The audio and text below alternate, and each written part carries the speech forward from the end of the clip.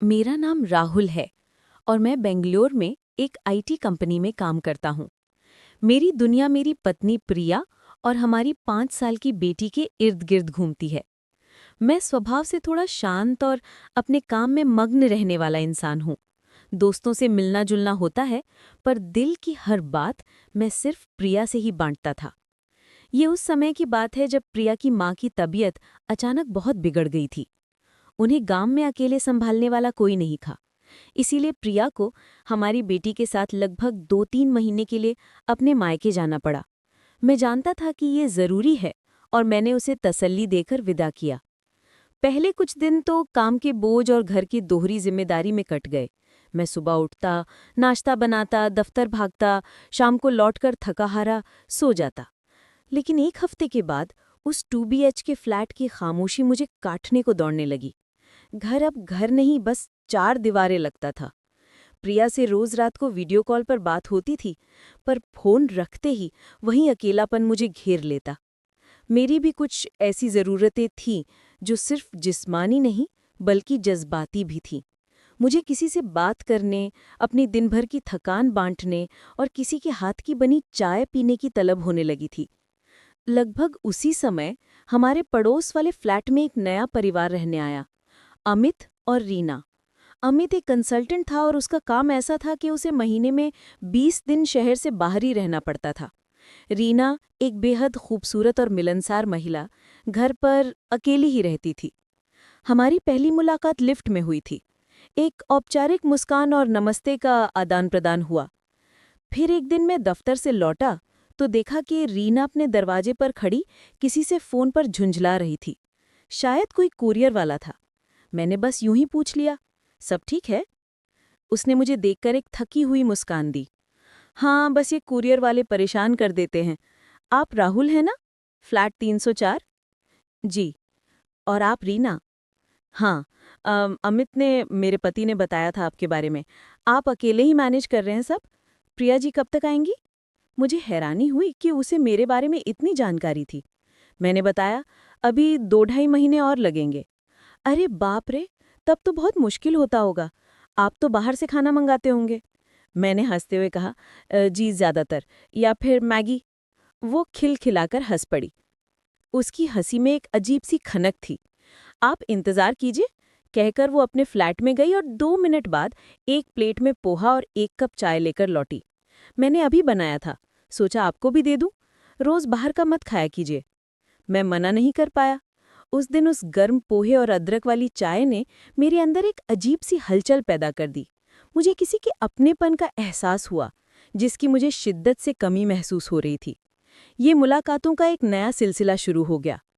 अमित तो वैसे भी टूर पर था। कभी मैं दफ्तर से लौटता तो वो दरवाजे पर ही मिल जाती। कभी वीकेंड पर ऊब कर मैं बालकनी में खड़ा होता तो वो भी अपनी बालकनी में आ जाती। हमारी बातें शुरू हो गई, मौसम से लेकर ऑफिस पॉलिटिक्स तक, और फिर ये धीरे धीरे ज्यादा निजी होने लगी। रीना ने बताया कि वो इस शहर में कितनी अकेली है। अमित से उसकी शादी को 3 साल हो गए थे, पर अमित के पास उसके लिए वक्त ही नहीं था। वो बोली, राहुल जी, कभी कभी लगता है मैं इस खूबसूरत फ्लैट में एक कैदी हूँ, ना कोई दोस्त, ना कोई बात करने वाला। मैं उसकी आंखों में वही अकेलापन देख सकता था जो मैं हर रात महसूस करता था। मैं उसे तसल्ली देता, सब ठीक हो जाएगा, पर मन ही मन मुझे उसका साथ अच्छा लगने लगा था। वो मेरी बातों को ध्यान से सुनती, मेरी छोटी छोटी बातों पर हंसती। मैं भी उसके लिए कभी कभी बाहर से कुछ ले आता, कभी चॉकलेट, कभी फूल। हम दोनों जानते थे कि हम एक सीमा की तरफ बढ़ रहे हैं, पर कोई भी रुकना नहीं चाहता था। प्रिया की याद आती थी, पर वो बहुत दूर थी। और रीना, वो बस एक दरवाजे की दूरी पर थी। वो एक शुक्रवार की रात थी। बेंगलोर में मानसून की बारिश अपने पूरे जोर पर थी। मैं ऑफिस से जल्दी घर आ गया था। प्रिया से बात हुई, उसने बताया कि माँ की तबीयत अभी भी नाजुक है। मैं फोन रखकर उदास बैठा था कि बिजली कड़कने की जोरदार आवाज आई और पूरे अपार्टमेंट की लाइट चली गई। मेरा इन्वर्टर जवाब दे गया था। मैं अंधेरे में अपनी फोन की टॉर्च जलाकर मोमबत्ती ढूंढ ही रहा था कि दरवाजे पर दस्तक हुई। मैंने दरवाज़ा खोला। सामने रीना खड़ी थी, थोड़ी घबराई हुई। राहुल जी, लाइट चली गई। मेरे यहाँ इन्वर्टर है, पर बाहर तूफान बहुत तेज है। मुझे अकेले बहुत डर लग रहा है। क्या आप क्या आप थोड़ी देर मेरे फ्लैट में आ सकते हैं, प्लीज़?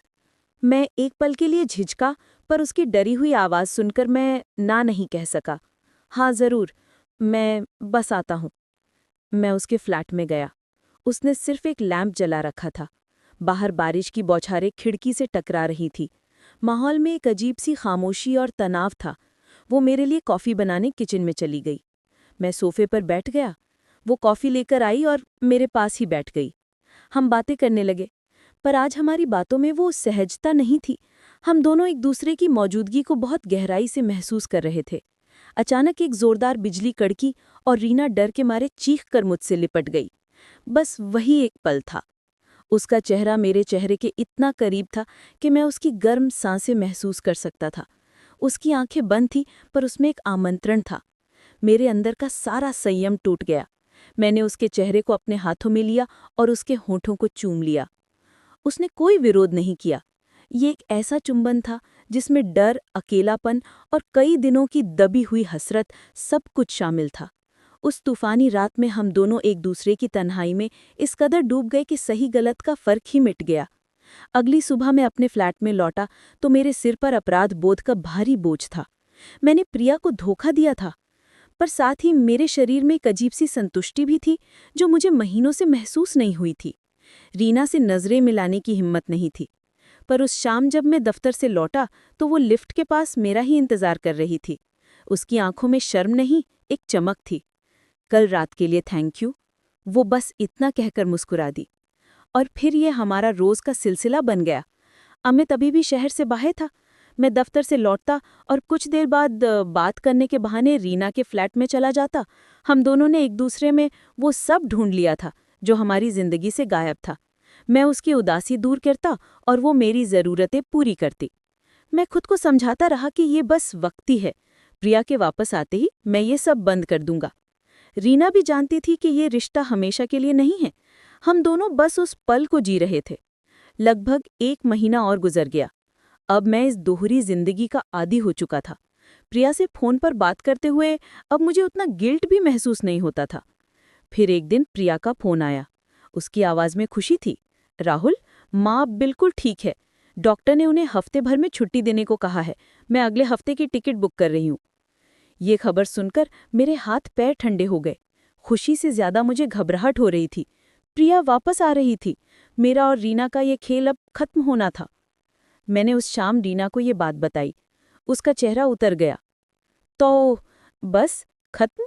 मैंने कहा, रीना तुम जानती थी ये दिन आएगा। प्रिया मेरी पत्नी है, मेरा परिवार है। मैं उसे प्यार करता हूँ। रीना की आंखों में आंसू आ गए। और मैं क्या थी राहुल? तुम्हारा टाइम पास? जब तक पत्नी नहीं थी तब तक मेरा इस्तेमाल किया, और अब वो आ रही है तो दूध में से मक्खी की तरह निकाल फेंकोगे? मैं सन रह गया। रीना प्लीज ऐसा मत कहो। हमने जो किया वो हम दोनों की जरूरत थी। इसे एक खूबसूरत याद समझकर भूल जाओ। वो रोते हुए अपने फ्लैट में चली गई। मुझे बहुत बुरा लगा, पर मैं कर भी क्या सकता था। प्रिया वापस आ गई। घर में फिर से रौनक लौट आई। बेटी की किलकारियां से घर गूंजने लगा। मैं प्रिया के साथ बहुत प्यार से पेश आ रहा था, शायद अपने अपराध को छिपाने के लिए। प्रिया भी बहुत खुश थी। लेकिन औरत की छठी इंद्री, यानी कि सिक्स्थ सेंस, बहुत तेज होती है। प्रिया ने पहली ही दिन महसूस कर लिया कि कुछ बदला हुआ है। राहुल, सब ठीक है? तुम कुछ अजीब बर्ताव कर रहे हो? उसने रात को मेरे पास लेटते हुए कहा। नहीं तो, सब ठीक है। बस तुम्हें और बेटी को इतने दिनों बाद देखकर ज्यादा खुश हूं। मैंने बहाना बनाया। अगले 2-3 दिन सब सामान्य रहा। मैंने रीना से पूरी तरह दूरी बना ली। वो दिखती भी तो मैं नजरें चुरा लेता। मुझे लगा शायद सब संभल गया। लेकिन तूफान अभी बाकी था। एक शाम प्रिया मेरी अलमारी साफ कर रही थी। मैं दफ्तर से आया ही था।